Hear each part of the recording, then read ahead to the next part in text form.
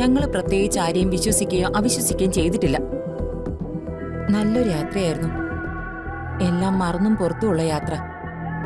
അതിന്റെ മാനസിക സുഖം അങ്ങനെ കിടക്കുന്നുണ്ട്. ഇന്നലെ രാത്രി കുത്തിവെച്ചത് എന്തോ കടുപ്പമുള്ള മരുന്ന.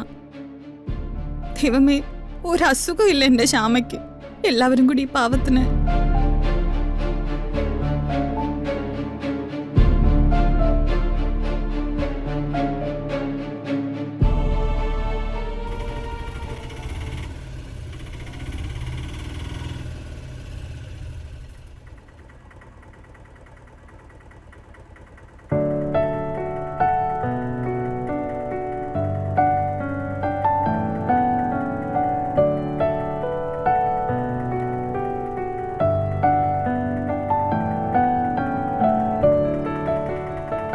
എന്തൊക്കെ പറഞ്ഞാലും ഇത്രയും ദിവസം മനസമാധാനം ഉണ്ടായിരുന്നു.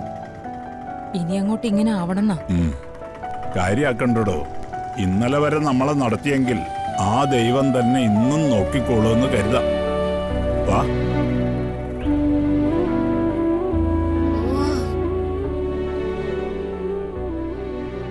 ഉർവശി, ഓ, എത്തിയോ രണ്ടുപേരും? ഞാൻ കരുതി ഏട്ടനും എടുത്ത് ഇനി ഇങ്ങോട്ടില്ലാന്ന്. ഉർവശി കരുതിയതാണോ അതോ ആഗ്രഹിച്ചതാണോ? ഓ, ഇനിയിപ്പൊ അതൊന്ന് ചോദ്യം ചെയ്യാൻ നിക്കണ്ട ഏട്ടാ. ശ്ശോ. അയ്യോ, ഇതെന്തു പറ്റി? എന്താ നിന്റെ മുഖത്തൊക്കെ? ഓ, ഈ നശിച്ച ചൂടല്ലേ, ശരീരത്തിൽ ഓരോന്നൊക്കെ ഇങ്ങനെ പൊന്തി വരുവാ. ഇത് കണ്ടിട്ട് ചിക്കൻ ബോക്സ് പോലെയാ തോന്നുന്നത്, അല്ലേ പത്മിനി?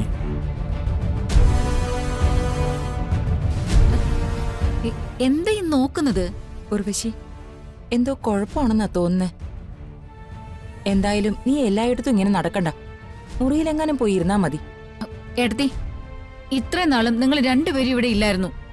വന്ന ഉടനെ തന്നെ എന്നെ പേടിപ്പിക്കാൻ നോക്കുവാണോ? എനിക്കൊരു അസുഖമില്ല. എന്റെ കാര്യേ ഞാൻ നോക്കിക്കോളാം. പത്മിനി, പ്രസാദം വല്ലതുണ്ടെങ്കിൽ അവൾക്ക് എടുത്തു കൊടുക്കൂ.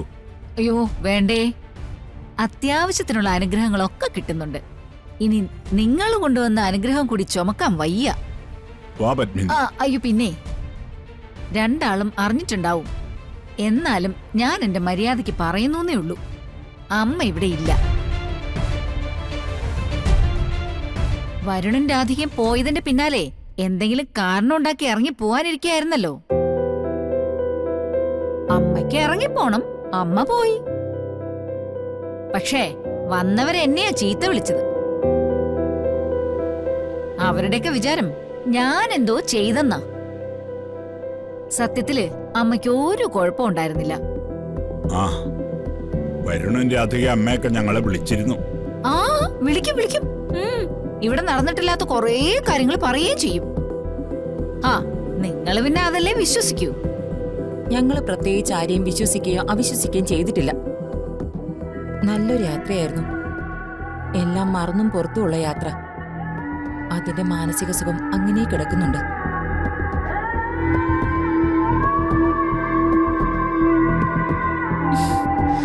ഇതെന്തിനാണാവോ തിരിച്ചെഴുന്നള്ളിയത്? ഇവറ്റകൾക്ക് അവിടെ വെച്ച് എന്തെങ്കിലും പറ്റണേന്ന് പ്രാർത്ഥിച്ചതാ.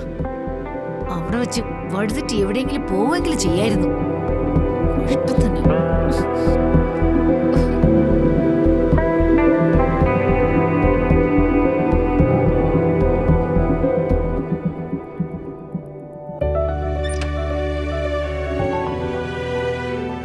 Good morning. Good morning. Attuvassery sadya ഉഗ്രനായിരുന്നു കേട്ടോ. ഞാനിന്ന് അതാ കഴിച്ചത്. ഓ, താങ്ക് യു.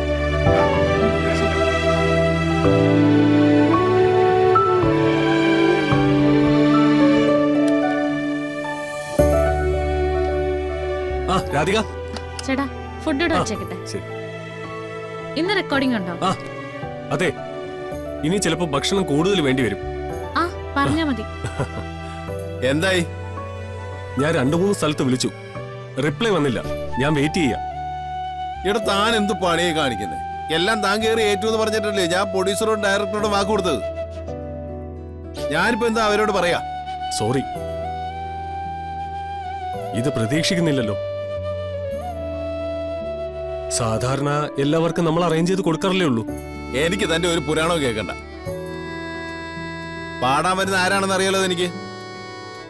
എന്തെങ്കിലും ഒരു വിഷയം ഉണ്ടായാൽ ആ നിമിഷം ഇറങ്ങി പോവര്. അങ്ങനെ എന്തെങ്കിലും സംഭവിച്ചാ സോറി സോറി സോറി, അവര് വരുമ്പോഴേക്ക് എല്ലാം റെഡിയാവും. നിങ്ങൾ ടെൻഷൻ ആവല്ലേ. നിങ്ങൾ റെക്കോർഡിങ്ങിന്റെ കാര്യങ്ങൾ നോക്ക്. എന്തു ചേട്ടാ? ഒന്നും പറയണ്ട. സാധാരണ ഇവിടെ റെക്കോർഡ് ചെയ്യാൻ വരുന്ന ആളുകൾക്ക് കോറസ് പാടാൻ വരുന്ന ആളുകളെ നമ്മൾ അറേഞ്ച് ചെയ്ത് കൊടുക്കാറുണ്ട്. ഇന്ന് റെക്കോർഡിങ്ങിന് കോറസ് പാടാനുള്ള കുട്ടികളിൽ ഒരു കുട്ടി വരാനുണ്ട്. അതിന്റെ ബഹളമായി കേൾക്കുന്നത്. ഓ ശരി. രാധികെ, എനിക്കൊരു ചെറിയ ഹെൽപ്പ് ചെയ്യാമോ? എന്താ? മോള് പാട്ട് പാടുമെന്ന് എനിക്കറിയാം. ആ കോറസിന്റെ കൂടെ ഒന്ന് നിൽക്കാൻ പറ്റൂ? അയ്യോ, തൽക്കാലം വേറെ ഒരു മാർഗവും ഇല്ലാത്തോണ്ടാ. കുട്ടിയെപ്പോലെ ഒരാളോട് കോറസ് പാടാൻ പറയാൻ എനിക്ക് ബുദ്ധിമുട്ടുണ്ട്. അതൊന്നും പറയണ്ട കേട്ടാ. കോറസ് പാടുന്നതും സംഗീതം പഠിച്ചവരല്ലേ. ചിലർക്ക് മുന്നിൽ സീറ്റ് കിട്ടും, ചിലർക്ക് പിൻനിരയിലായി പോവും. അത്രേ ഉള്ളൂ. എന്നാ പിന്നെ ഞാൻ അവരോട് പറയട്ടെ? പറഞ്ഞോളൂ. കുട്ടിയെപ്പോ എല്ലാവർക്കും അറിയാലോ. പാട്ടുകാരി ശ്യാമയുടെ മോളാണെന്ന് പത്രങ്ങൾ മുഴുവൻ കണ്ടതല്ലേ. അപ്പൊ പിന്നെ ഒരു മറുചോദ്യം ഉണ്ടാവില്ല. ചേട്ടനിപ്പോ കാര്യം നടന്നാ പോരെ. അമ്മയുടെ കാര്യമൊന്നും ഒരുപാട് ചർച്ച ചെയ്യണ്ട. എനിക്കിത്രയും ഓർഡറൊക്കെ ചേട്ടൻ തരുന്നല്ലേ. തീർച്ചയായിട്ടും ഞാൻ വരാം. താങ്ക് യു മോളെ. എന്നാ ഇപ്പൊ തന്നെ ഞാൻ ചെന്ന് പറയാം. ശരി.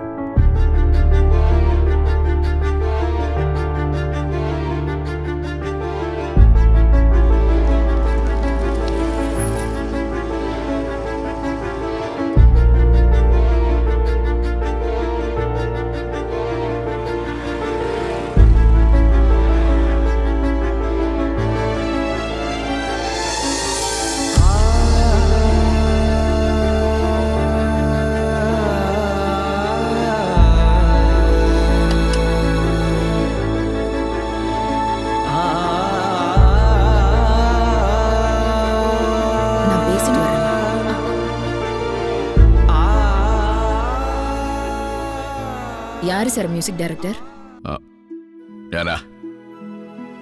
சார் அம்மாவுக்கு 11:30க்கு ஃப்ளைட். அதுக்கு முன்னாடி முடிக்கணும். ஓகே தானே? ഞങ്ങളെല്ലാം സെറ്റാണ്. മാഡം പാടി നോക്കാൻ പറയൂ. சரி பேசலாம்.